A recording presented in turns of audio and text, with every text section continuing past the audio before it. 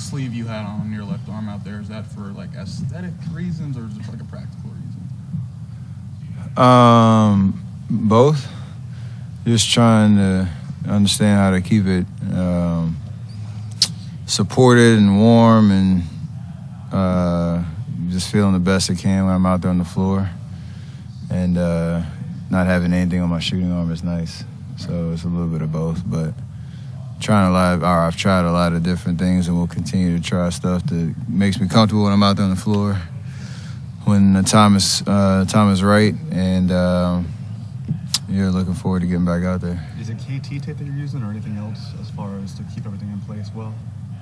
Mostly just that right now, and then a lot of strengthening exercises that'll probably obviously continue as I go through the season to make sure, you keep it as strong as possible and integrity of the whole shoulder situation. So, yeah, that's all I need right now, though. Is there anything that you haven't been cleared to do yet in practice, or is it back to pretty much almost everything? Today was the first day of practicing with everybody and being around the guys in terms of, getting up and down 5-on-5, dealing with, the contact and from, my teammates and speed of the game and all that type of stuff. So today was pretty much no limits, but the first real reps I got at that. So it was nice to break a sweat.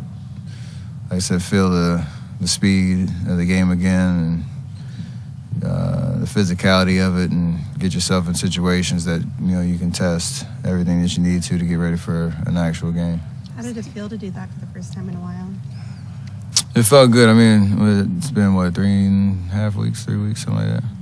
So I feel like I haven't lost too much in terms of conditioning or just an understanding of what 5-on-5 is like. So hopefully the transition will be pretty smooth once I get back out there.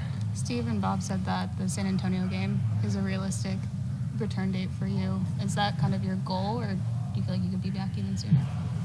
The whole plan has been to be ready when I'm ready. So I know everybody's with this one. It's kind of the Kendra's question, just about getting through as much of the testing phase of it as possible. So if I can get a few more reps, then you keep moving in that direction, but I'll be ready when I'm ready, so whenever that is. So you're doing some lefty floaters, things like that. Does that just feel completely natural, or any kind of setbacks there as far as that goes?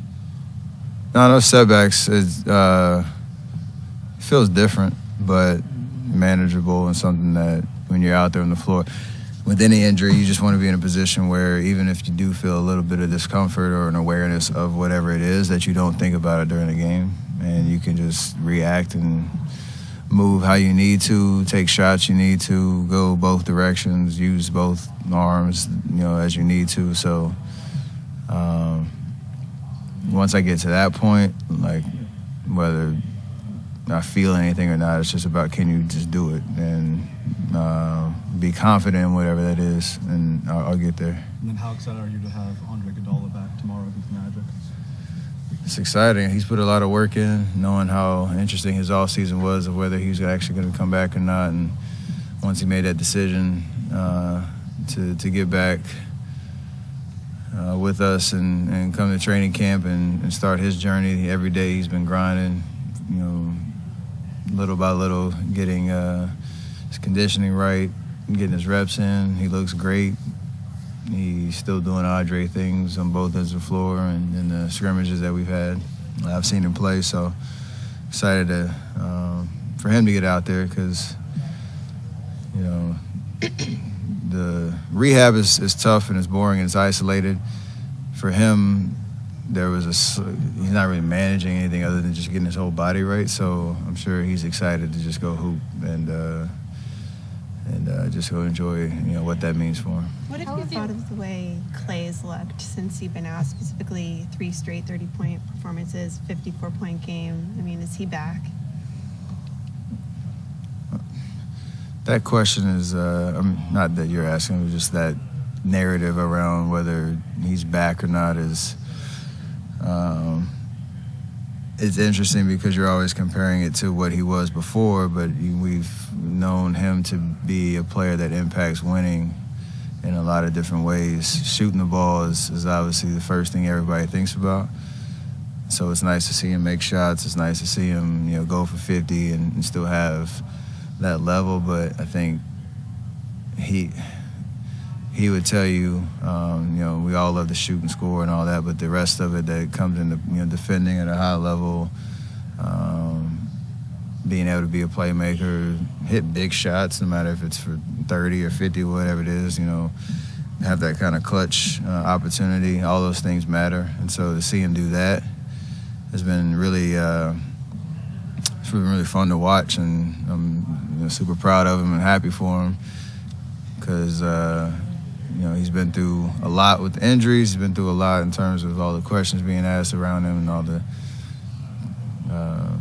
speculation on what level he could get back to.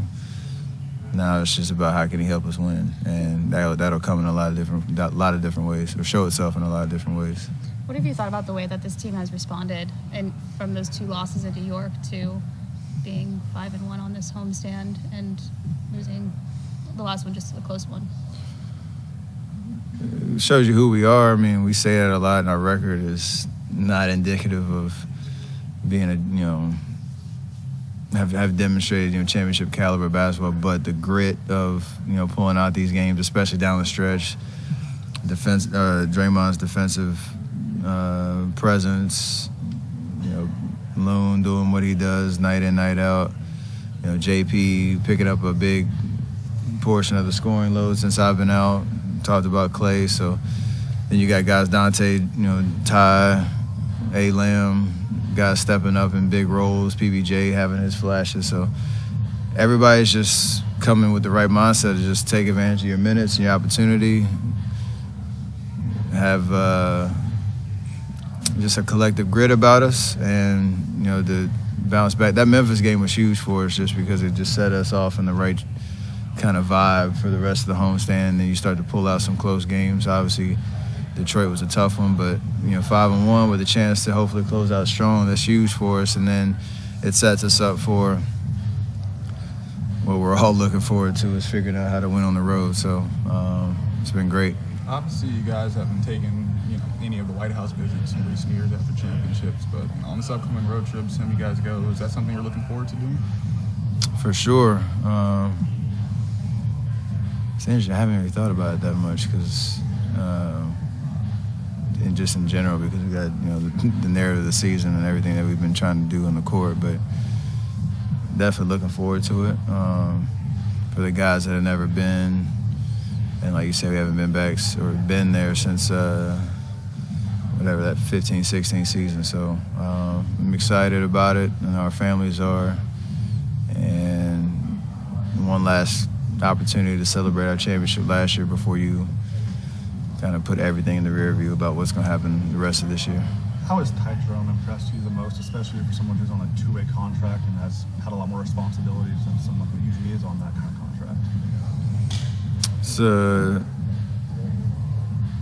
It's an interesting dynamic because from the time we played against him, when he was at OKC, and you knew he knew how to play. You knew he had a high IQ. You knew he was just looking for an opportunity to be in a